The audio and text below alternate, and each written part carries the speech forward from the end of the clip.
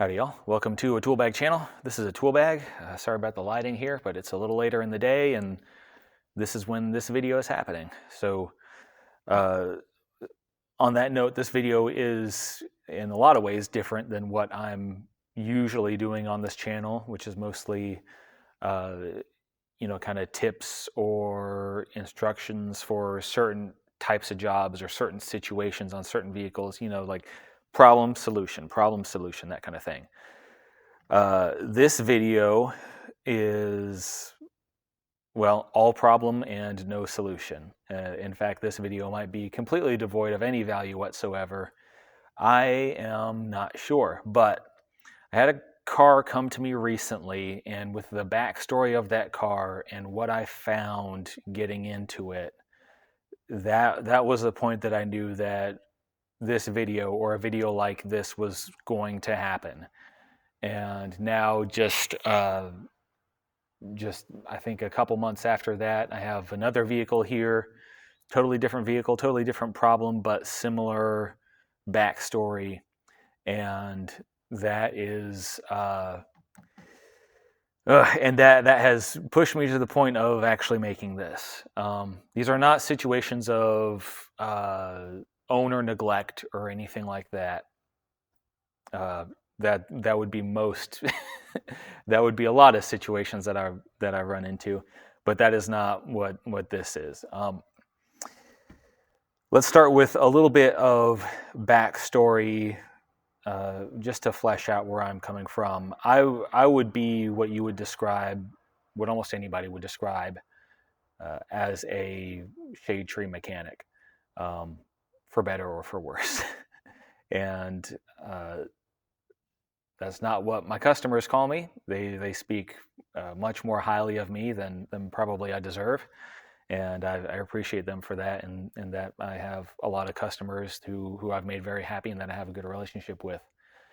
But objectively, as far as anything that you can write down on a piece of paper, yep, I'm a shade tree mechanic. I've got the Harbor Freight tools, barely any Snap-on tools.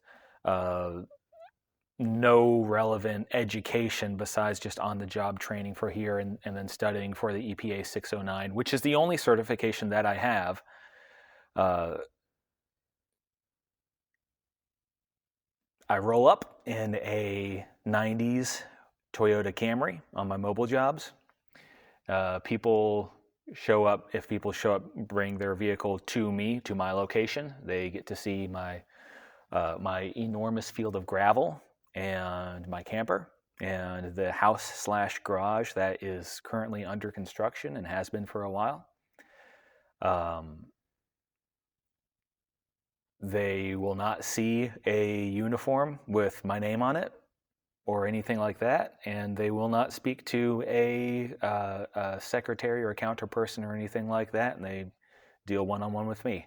So, yep, I am a shade tree mechanic. Usually sans the tree.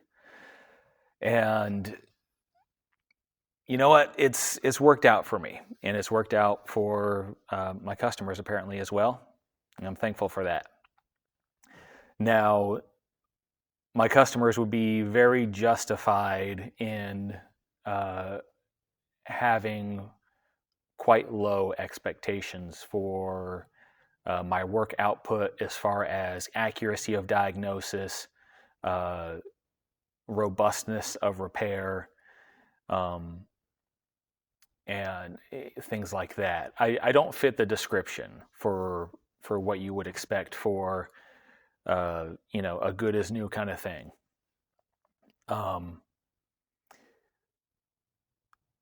I believe in most cases, nonetheless, that's what I deliver to people. When I was being trained up in this industry, I had extremely good teachers. I'm still very thankful for the guys who were above me and taught me all the ropes of this.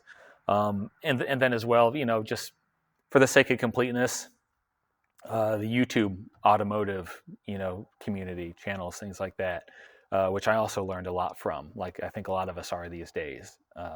Hence this channel. And um, so I got about as good on the job training as I could ever hope for, more than I could ever realistically hope for or ask for, I think. And I've I learned a certain standard of quality at the shops that I worked at, and I've chosen to try to maintain that quality in my independent career. Now, where you would expect everything to be accurate and 100% dialed in, and the diagnosis to be on point, and for the execution of the repair to be uh, good as new, as durable as new, or better. um, the place at the top of the list where you'd expect that is the dealer that sells the car in question. I don't mean dealer as in a used car dealership, or the Chevy dealer sold you a Honda or something like that. Um, I mean the Volkswagen from the Volkswagen dealer, the Kia from the Kia dealer. I have a customer with a Volkswagen that spent some time at the Volkswagen dealer. That's the one from a couple months ago. I have a customer with a Kia that spent some time at the Kia dealer. And the service that my customers received is what you would expect from guys who look like me. And it's one thing for a shade tree mechanic to rip you off, and there's a reason that we have the reputation we do. We've earned it, for the most, as a in if you can think about it in like a collective sense. Yeah, people have been complaining about mechanics for as long as there's been mechanics, and it's not without reason. Um, the dealer can be expensive. They can take a while because they're busy. They should not do to people what was done to my customers here. So let's switch to the rear-facing camera so that we get a little more clarity here, and I will show you what I'm talking about. Okay, I have two exhibits here, and here we have, let's separate these for a moment. This was a Volkswagen Jetta, 4-cylinder, gas engine, obviously, direct injection. Here's the backstory on this car. It developed a pretty bad, consistent misfire, according to the customer. Still drivable, but it was not, was not running right. So they brought it to the dealer, the Volkswagen dealer, who did some diagnostics on it, and they told the customer that that it had stripped spark plug holes, at least one, I think. It had low compression in cylinder 1, and that it needed a new engine. So he called me and told me what had happened, and I asked him, well, what did they do for the compression test? Did they do a leak down test? Because on these engines, you can have buildup on the intake valves because it's direct injection. The intake valves never get cleaned by fuel. So you can have buildup on the intake valves. It can progress to the point where you have low compression, and at that point, it can, just based on a compression test alone, it could seem like, oh crap, this engine's going out. In reality, you do a leak down test, you see O's come through intake valves. Maybe you pull off the intake and you say, okay, we can, maybe the valves are screwed up. In any case, there's a very likely scenario here if they haven't done a leak down test and determined, okay, it's going through piston rings or this or that. There's a likely scenario where, okay, if it's bad enough, maybe we pull the head, do the equivalent of a head gasket job, have a machine shop redo the valves and everything, and put it back together. And they put a threaded insert into the spark plug hole, and they send you on your way. Yeah, the dealers, if it's at that point, the dealer's not unreasonable to sell you an engine. I know dealers are kind of quick to sell engines and quick to sell cars. I don't fault them for suggesting that, but I think there's a way we can do this for less than $8,000 if it's the scenario that I think is likely on this vehicle. So he thinks that sounds good, so he brings it over to me. All right, let's look at it. Let's see what we're getting ourselves into. If it really does need an engine or not. Dealer didn't give him details on anything. Just low compression, stripped spark plug threads. You need a motor. That was the extent of it. No details on any kind of leak down test or anything like that. So I get it set up. I pull out spark plugs, and the first thing I notice is that, wow, these spark plugs look pretty awful, but also none of the threads are stripped. They're a little hard to get out. They seem like they've been in there a while, but these threads are great. Look down in the spark plug holes, bore scope and everything. Threads in there look great. I don't see the issue there. Okay, well, let's do the leak down test and see what's going on there. All cylinders are in excellent condition. No issues with compression or a failure to seal or anything like that at all. It's excellent. Do a compression test just in case, because you can pass a leak down test but still have other issues that will show up in a compression test. So do compression test, and compression test is great as well. So at this point, I call the customer and I tell him what I found. I say, we definitely at least need spark plugs. This is. I can't guarantee there's nothing else wrong with this engine yet, but let's do spark plugs and see where that gets us. These are, I believe, if I remember right, unless I'm mixing it up with another job, I believe these are platinum spark plugs, which do not go for the mileage that this car was at. So let's throw some spark plugs in there and see where that gets us and go from there. Get spark plugs in, the car runs perfectly. Test drive it. The car runs perfectly. Nothing is wrong. Everything is doing exactly what it's supposed to do.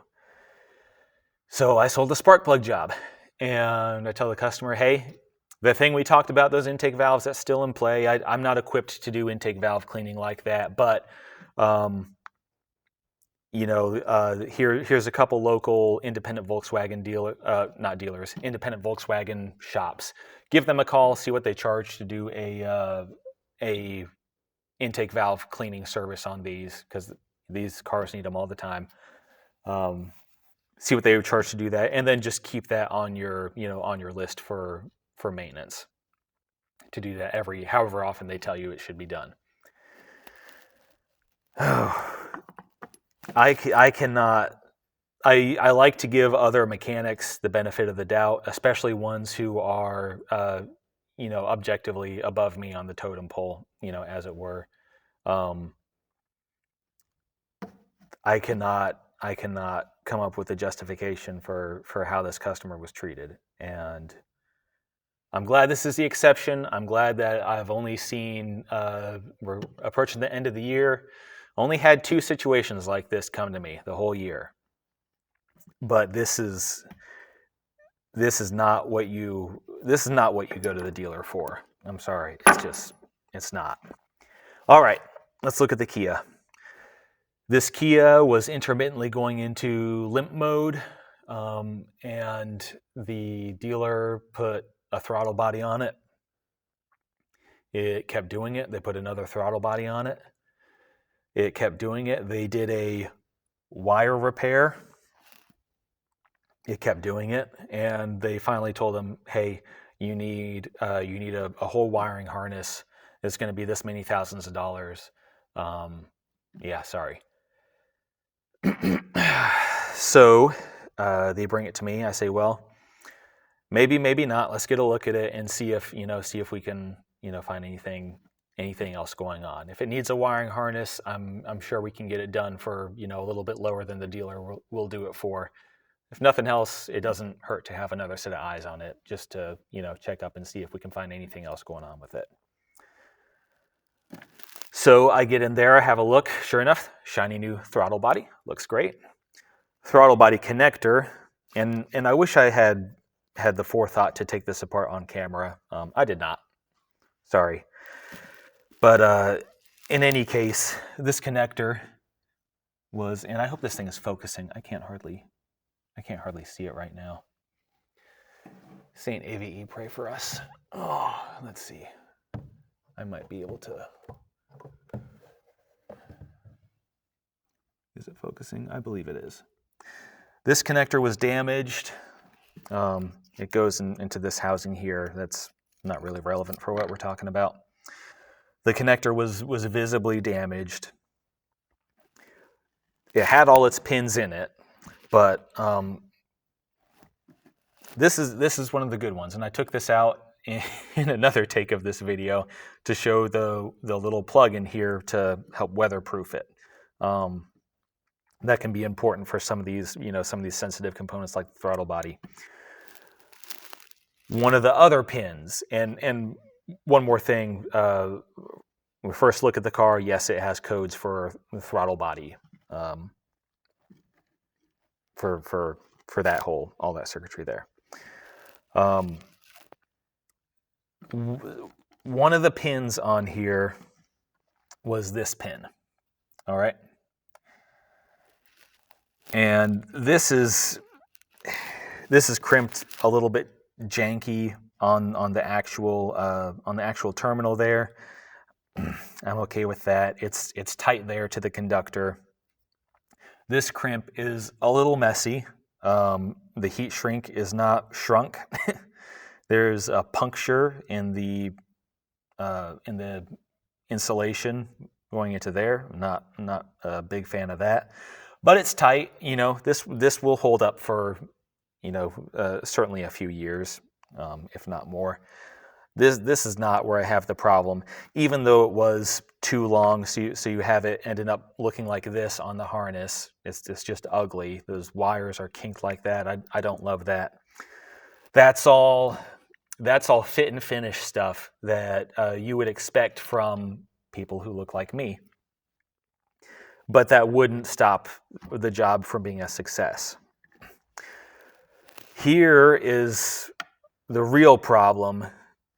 And like the situation with the Volkswagen, when I found this, I'm just completely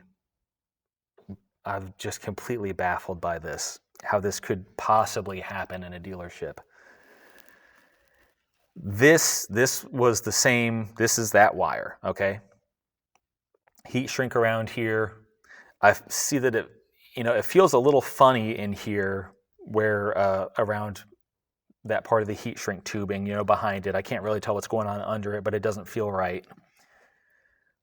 So I remove this pin and pull it out and cut away the heat shrink tubing, and these just fall apart. There was no splice here.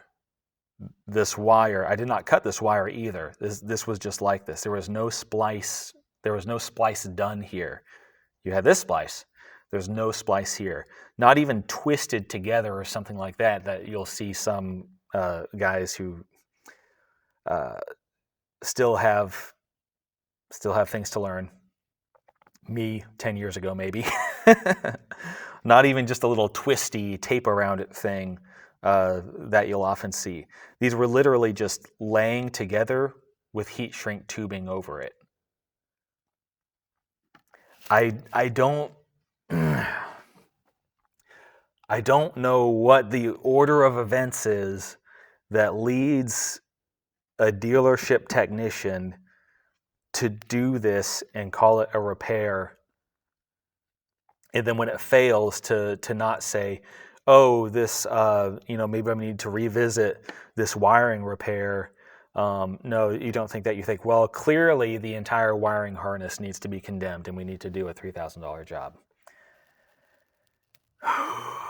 I don't know what the order of events is that leads to that, or the order of events that leads a dealer to entrusting this to the kind of technician who would do that kind of work.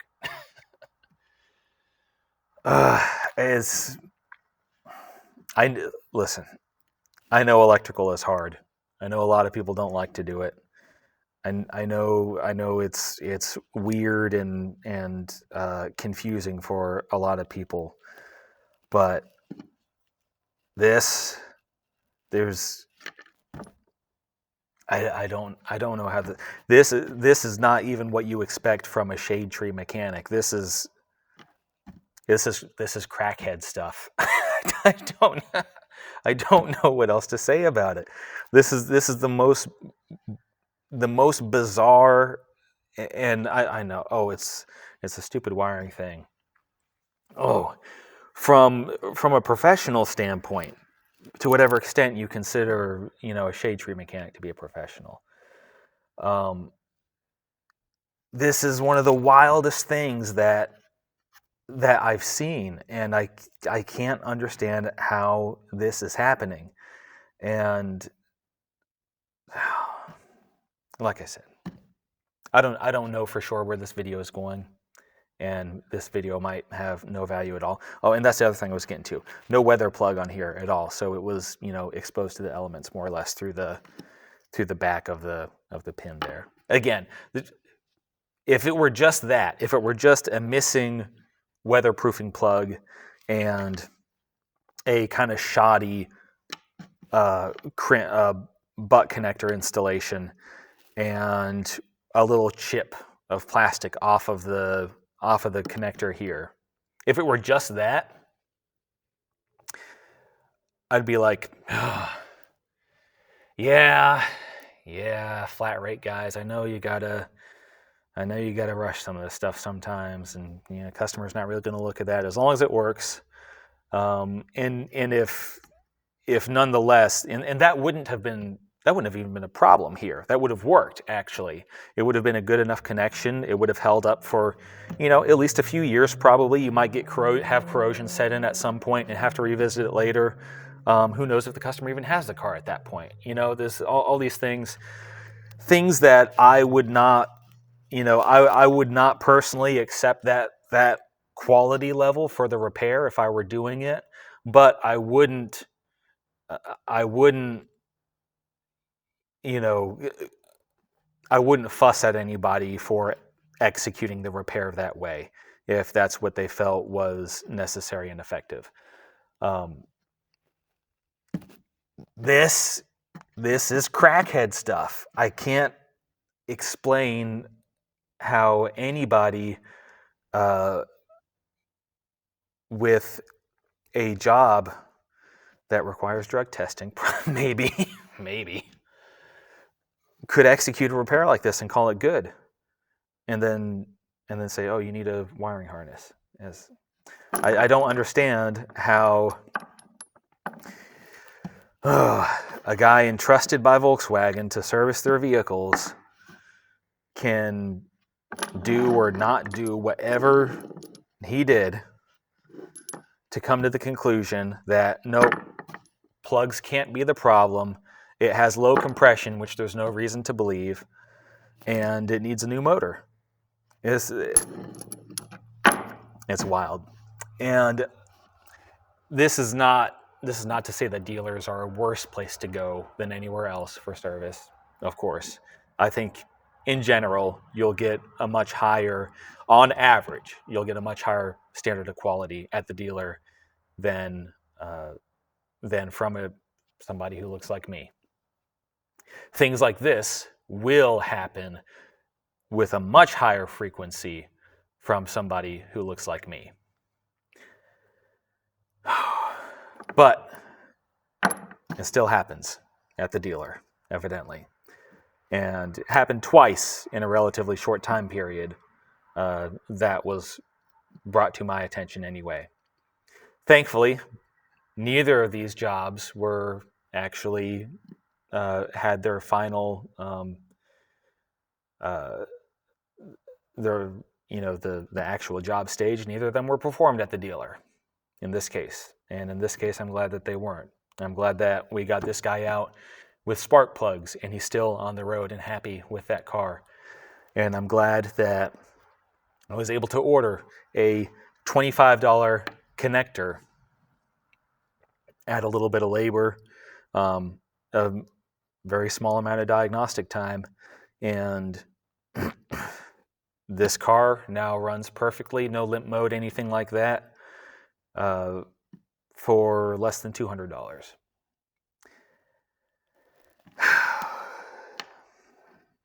And really, it shouldn't have even been that, because if this connector had been treated properly, it would have never been damaged in the first place. It would never had to have this stuff happen in the first place. And whatever the issue he had before with the throttle body probably would have been taken care of with just a new throttle body.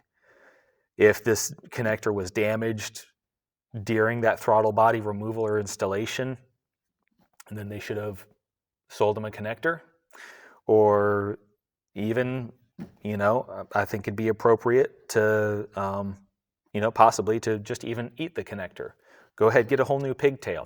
I can get a hold of one. Surely Hyundai can, Hyundai, Kia, surely they can get a hold of one. I don't know. Respect to the dealers. You got to have them out there. They're a necessary part of this industry. Can't live without them. But watch out, y'all. You got to be careful what people are saying about your vehicle and what it actually needs sometimes. And I know that,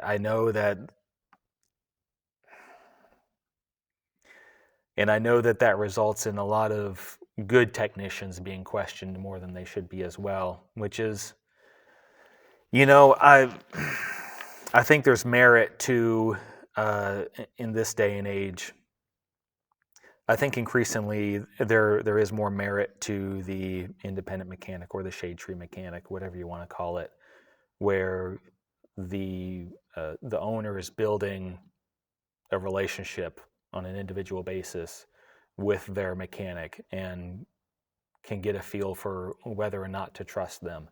The customers I've had relationships with for a long time, they're at the point they trust me. They trust my diagnosis. They trust my solutions. A lot of them don't even want to quote. They trust that my pricing is fair and everything as well.